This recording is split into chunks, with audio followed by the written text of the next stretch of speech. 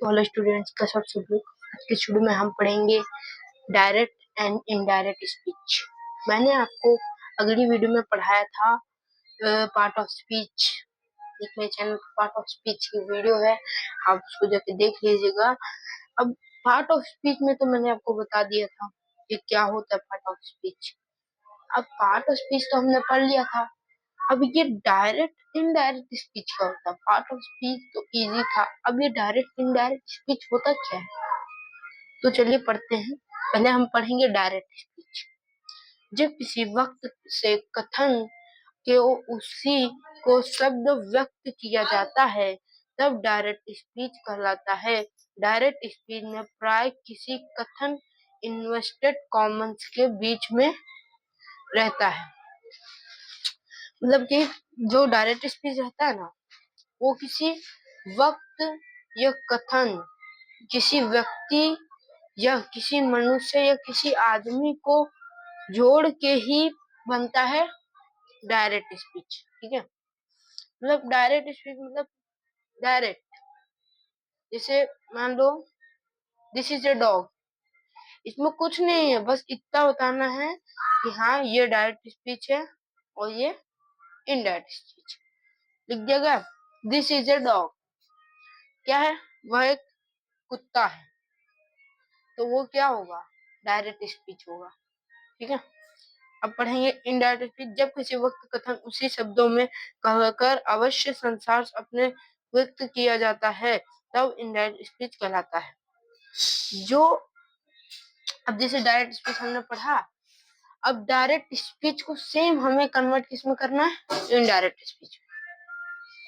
Direct speech को indirect speech में convert करना है, तो कैसे करेंगे। पहले हमें डायरेक्ट स्पीच को देखना है।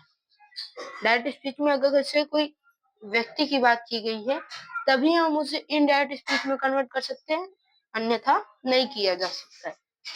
कैसे कन्वर्ट करेंगे वो भी मैं आपको बताता हूँ। आपको कुछ नहीं करना है, उसमें लगा देना है वॉज लगा दो, नहीं तो ही लगा दो, बस इतना आप लगा दोगे ना, वो इनडायरेक्ट स्पीच में कन्वर्ट हो जाता है।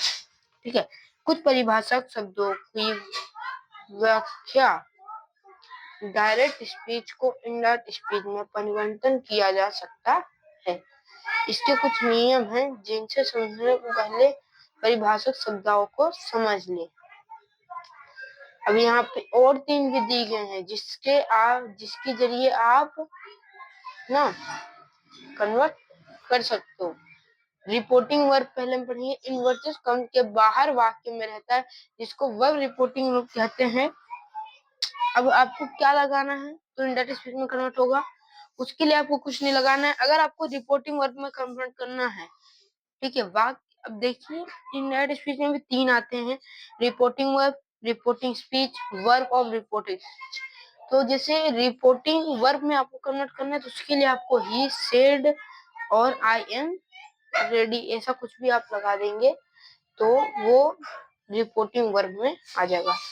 रिपोर्टेड स्पीच इन्वर्टेड कॉमन्स के भीतर जो वाक्य रहता है उसको रिपोर्टेड स्पीच कहते हैं।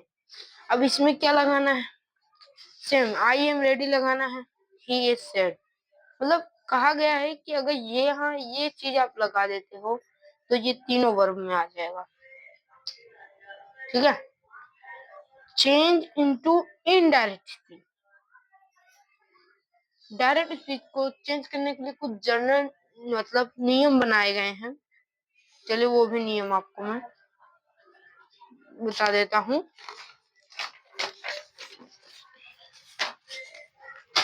Change of person, direct change of person, change of tense, change of the other part of speech. कितने, 3।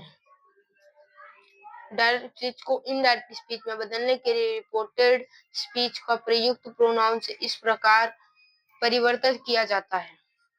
ठीक है, यहाँ पे देखिएगा। अब जैसे आपको इनडायरेक्ट स्पीच में कन्वर्ट करना है तो उसके लिए आपको क्या करना होगा, फर्स्ट सेकंड थर्ड। ठीक है, एक बॉक्स बनाना है, उसमें आपको फर्स्ट सेकंड थर्ड लिख देना है। ठीक है, फॉर्मूला बता रहा हूँ। ठीक है, फिर फर्स्ट फर्स्ट फर्स्ट का क्या आ जाएगा, एस। फर्स्ट लिख लीजिएगा, एक का एस, सेकंड ओ, तीसरा एन, कुल मिला के क्या बन रहा है, SON। अब इसका फुल फॉर्म क्या है, देखिए, एस का अर्थ है सब्जेक्ट, ओ का अर्थ है ऑब्जेक्ट, एन का अर्थ है नो चेंज। ठीक है, यही अर्थ है चेंज ऑफ पर्सन का। तो आज की वीडियो में इतना ही, मिलते हैं अगली वीडियो में।